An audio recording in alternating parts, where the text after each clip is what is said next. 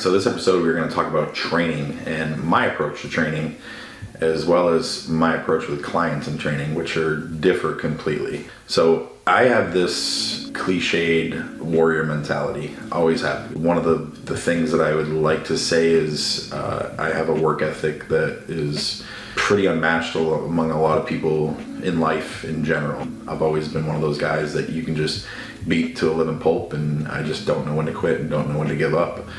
And I kind of bring that approach into my training, which is good and bad in a sense. Like I said, coming from an athletic background, a lot of my training in the earlier years were how much can you bench, how much can you squat, how much can you deadlift, how much can you snatch and clean. So everything was just balls out, as heavy as you can, and just ripping weight around and moving it. It wasn't about contracting muscle or anything like that. It was just about moving weight. To my own fault, I carry that into bodybuilding as well. And so in my bodybuilding style training, I do focus on isolation and things like that, but I do have some big movements that I like to do as well. But I'm one of those people that brings everything past failure. I would like to think that I have pretty decent form to a point where I get close to failure, and then from that point on I have this kind of thing that I just call grip it and rip it, and I just break form and get absolutely as many reps until physically my body's about to give out and fail and I can't hang on to the weight anymore or do any more reps. And that's a great way to burn calories and stay in shape. It's probably one of the reasons why I stay so lean year round.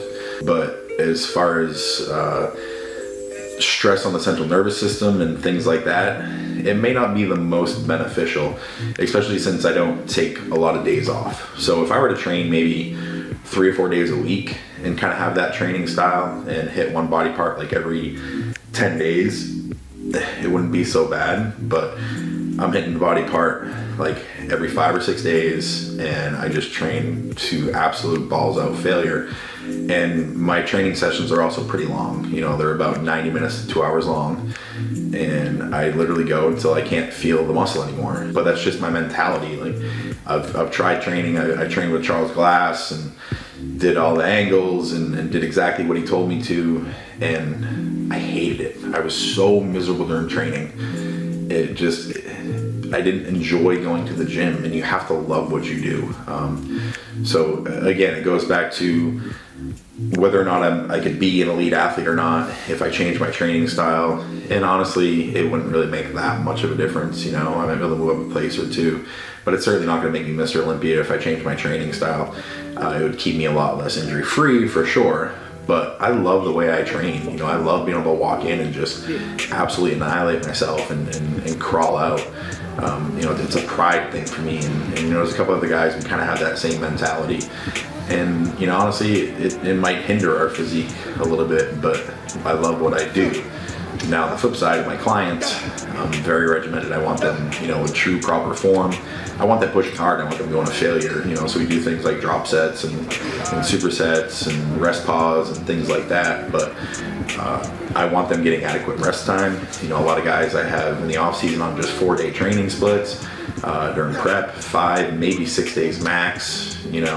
So the way I train isn't how I train my athletes and my clients, because I know that it's probably not the most beneficial. And you'll see today when I train with Steph, we always fight about things. And I hate to say it, but for someone like Steph, my wife has a phenomenal physique. She has the build to be an elite pro at figure. Her biggest issue is getting in shape, and it's not by lack of effort, because she does train hard. She does, do crazy cardio sessions, but I think maybe just a little bit of my style of training, where she just goes balls out and forgets about form a little bit and just kind of really pushes her body, might help her get in shape a little easier.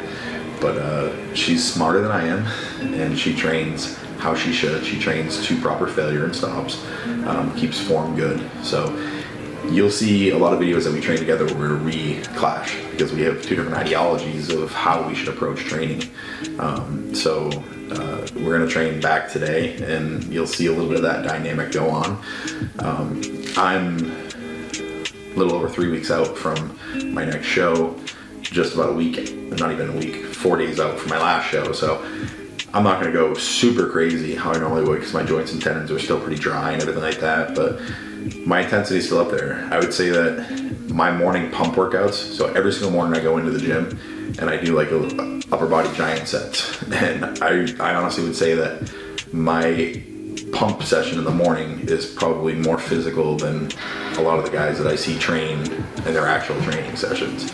So, you know, again, do as I say, don't do as I do, is what I tell my clients. So, but if you guys ever want to get in a crazy training session, just tell me, hey, put me through one of your style workouts and I'll put you through one of them. So that's kind of my approach on my training style, whether it be good, bad, hinders me or not. I promised myself that, so after my next athletic training phase, going into my next bodybuilding phase, that I'm going to give the stimulate, don't annihilate, Lee Haney's term, a true effort. I want to really keep my form very strict, see if I can stay injury free, because I'm always tearing something. It hinders my training, and train, you know, how a bodybuilder should train, and see if it does make a difference in next year's physique. So, you know, again, you don't know until you try, and I've never really given it a true, you know, 4 or 5 month shot at training how I should, because I let my ego get in the way, and I kind of just, like I said, I just don't enjoy it, and I want to enjoy what I do. But I'm at a point in my life where if it doesn't work, backing things off, what do I have to lose? I'm not an Olympia competitor, you know, I'm not a top guy, I'm not vying for, you know, first or second place at any of these shows. So if I slip a little bit, then oh well, it's just back to the drawing board and trying something else. But I promised myself that I'm gonna give, you know, this strict style training and really focus on contraction, a true shot coming up in my next phase. So stick around, but at least for the next few weeks, I'm gonna train like a madman like I normally do.